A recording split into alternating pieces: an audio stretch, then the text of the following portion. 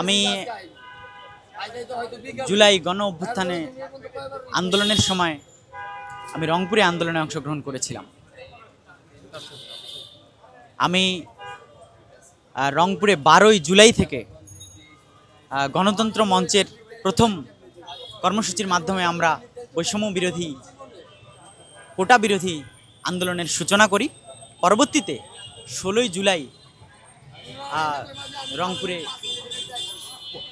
15ই জুলাই যখন ঢাকা বিশ্ববিদ্যালয়ে হামলা হয়, তার প্রতিবাদে ঠিক বেগম রোকেয়া বিশ্ববিদ্যালয়েও 15ই জুলাই হামলা হয়েছিল। প্রতিবাদ জানানোর সময়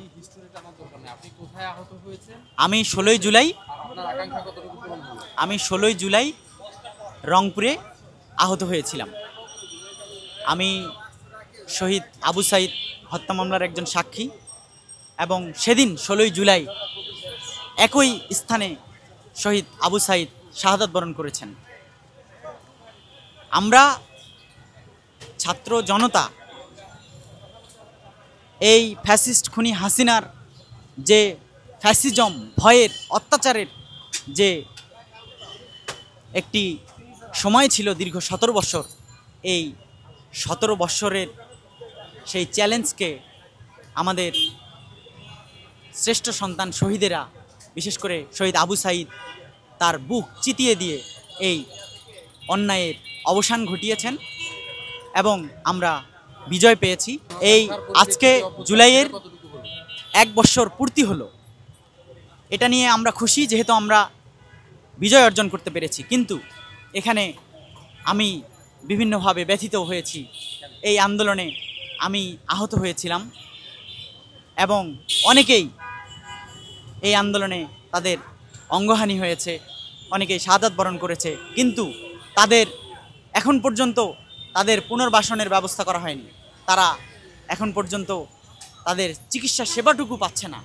তারা দাঁড়ে দাঁড়ে ঘুরেও কোথাও থেকে কোনো ধরনের সেবা পাচ্ছে না।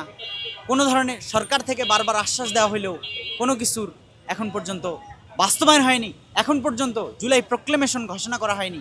এখন এই আন্দোলনের সাথে বিভিন্ন রাজনৈতিক দল যুক্ত ছিল এবং তারা তাদের রাজনৈতিক এজেন্ডা বাস্তবায়নের জন্য এখন তারা মরিয়া হয়ে উঠেছে।